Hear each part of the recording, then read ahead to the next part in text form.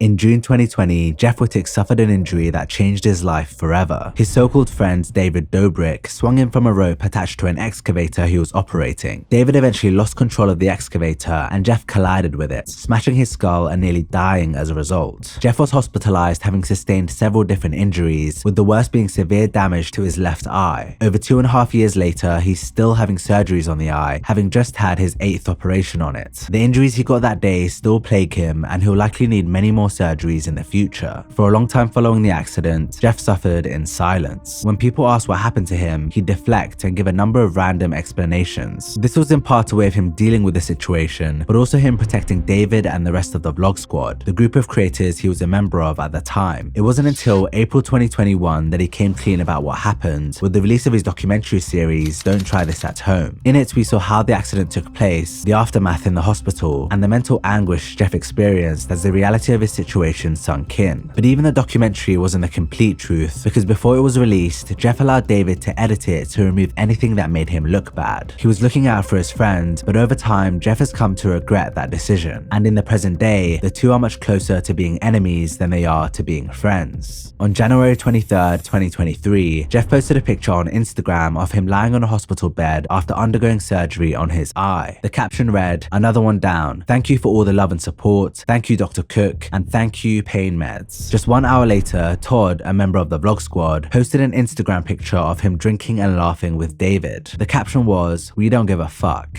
Naturally, people assumed this was in response to Jeff's post since it was posted so soon after, and they started sounding off in the comments. Jeff was made aware of the post by a fan and responded on Snapchat saying, "This was just brought to my attention. Thanks for exposing yourselves, you scumbags. Wish I knew this is how you all felt when I kept my mouth shut to protect this piece of shit. Put down the booze and get to litigation." The litigation Jeff mentioned is in reference to a $10 million lawsuit he's filed against David. He's suing him for general negligence and intentional tort, which means knowingly or purposefully causing harm. He said that he's lost wages and earning capacity and has accumulated numerous large hospital bills. In the legal filings, Jeff reported that David swung him on the machine at unsafe speeds before abruptly slowing it down, causing him to slam into the side of the excavator with force. Judging from video footage of the event, this is exactly how it happened. The whole side of Jeff's face was gushing blood after the collision, and he suffered multiple different injuries all over his body. He tore some ligaments in his leg, he broke his foot, he broke his hip, he shattered his skull in 9 places, he shattered his eye socket, and he almost lost his eye. When speaking with his doctor in the hospital, it was explained to him just how close he was to not only losing his eye, but also dying. That angle of what you hit would have been about 3 degrees different.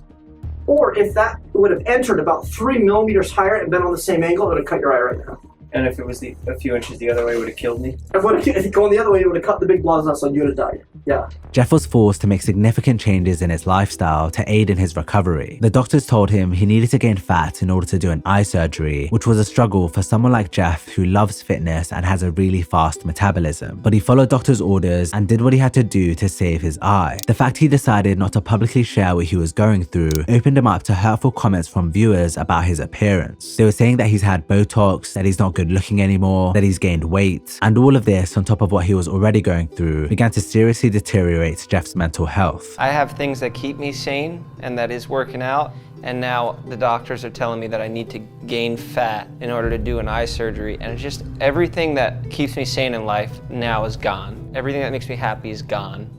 And now I have to learn new ways to cope. The problems Jeff was experiencing weren't just with his eye, they were also with his brain. When he collided with the excavator, his brain jolted back and hit the side of his skull, causing damage on both sides of it. This manifested in many ways, such as anxiety, panic, predicting the worst in things, depression, poor motivation, poor attitude, and sleep issues. He started to distance himself from everyone and everything because he didn't want people to see him like that. And while he was in that dark place, a resentment started to build for the man who did this to him. David was out living life and finding more and more success in his career, while Jeff was stuck at home wondering if he'd ever be the same again. But in spite of the ill feelings Jeff had towards David, he still chose to protect him and keep the matter private. According to Jeff, it was only because people had videos of the accident and were putting it out anyway that he decided to release the documentary. And even then, he allowed David to edit it to show himself in a better light. Jeff showed he was a true friend, and over the months that followed, David went on to show he was anything but. In February 2022, 10 months after Jeff's documentary was released, released, he underwent his 7th eye surgery. Shortly after, he did a live stream on Patreon where he called out David for being a fake friend. Has David messaged you to see if you're okay? Nope, not a text or nothing. Not surprised, you know?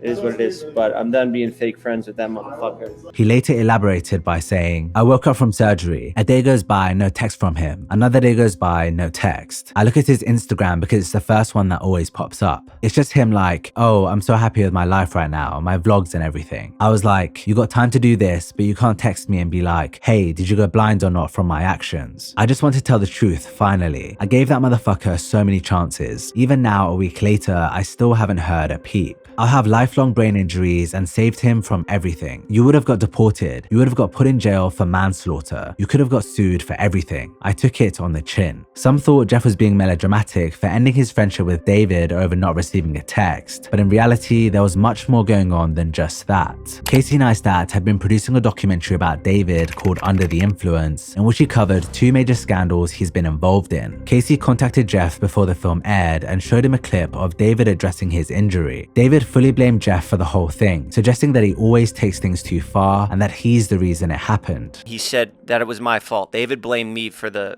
he insinuated that I was crazy. I always want to push it, and I'm the reason that this happened. This made Jeff lose all respect for David, and it was the nail in the coffin for their friendship. But this wasn't everything. Jeff said what happened may not have been an accident, but actually a prank gone wrong. David had been operating the excavator for hours, swinging people around on wakeboards and inflatable tubes, so Jeff believes he would have known what speed was safe to move it at when he got on. However, he ended up swinging Jeff so fast he was literally parallel to the water. He asked me to come out there 3, 4, 5, 6 times, asked me to go out there one more time just because it was more scenic, and we were supposed to go slow. The water was 1 foot deep. If I would have flown off that thing, it's a lose-lose. I die that way because I'm going 60 miles per hour. I would have flown fucking 100 yards and died in the 1 foot water that way. I had no choice once I started swinging. When Jeff was hospitalized, it was agreed that David would cover his hospital bills. Jeff believed this was being taken care of, so he didn't check up on it, but eventually he found that one of his bills hadn't been paid. And our agreement was just cover the hospital bills. I don't care about anything else. But I got a bill that wasn't paid that I didn't know about because I'm not dealing with it, and they didn't pay a fucking bill. I got an infraction on my credit now. I go to get a house and I can't get a loan. So it's just like things are piling up over and over again, and just try a little bit. David released a podcast addressing most of this, saying he paid every hospital bill that came through and that what happened was just a horrible accident he wishes he could take back. So far, we've paid $78,000 of surgery. I just don't love the fact that he's going around saying I don't pay for surgeries. Like, that fucking hurts. There's never a world where I would ever want that to happen to a person.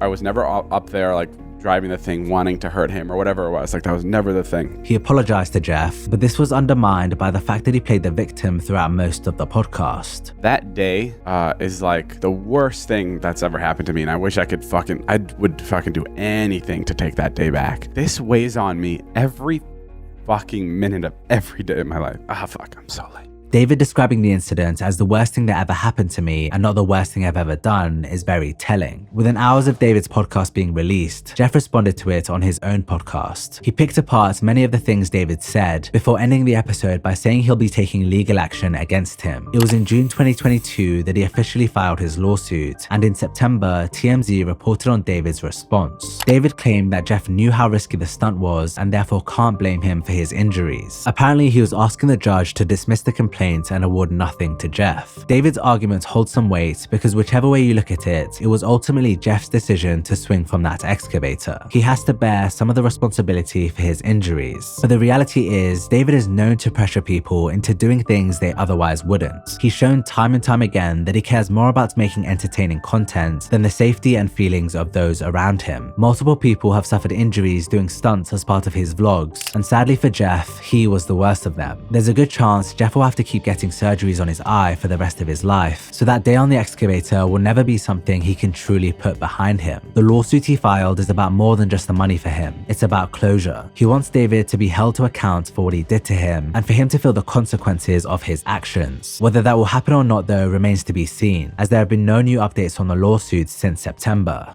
Since cutting ties with David and the vlog squad, Jeff has surrounded himself with better friends who seem to genuinely care about him. He's gotten really close with Mike Malak, and they both regularly feature in each other's content. They even went on a trip to Greece together a few months ago. He's also become great friends with Tanner Mojo, who is a regular feature on his podcast. After his most recent eye surgery, Mike and Tanner flew out to be with him during his recovery. I gotta say thank you to you, Mike, for putting this thing together. Tana, thank you for coming out here and doing the podcast, but also just being supportive and hanging out with me, because this time sucks to have your eyes stitched shut, and it's kind of making it go by like fast, and I'm having fun. I'm forgetting that it's even, going on. I really feel like the connection that we've made, and now that I'm getting to make with Tan, dude, honestly, I'm just really happy to be friends with you, bro. As fucked up as it is to say, this whole thing has been a blessing in disguise. You've got thrown in with a better group of friends, your content has gotten way better, and I think it's going to work out in the positive for you. Keep your head up. I know personally how hard and shitty surgeries and pain meds can be. I'll continue to watch and like and share your content in hopes that it continues to grow for you. With all Jeff has been through, it's nice to see at least a small silver lining in him finding a better circle of friends. He's suffered lifelong injuries, and with all the physical and emotional trauma that comes with that, it's important that he has the right people around him.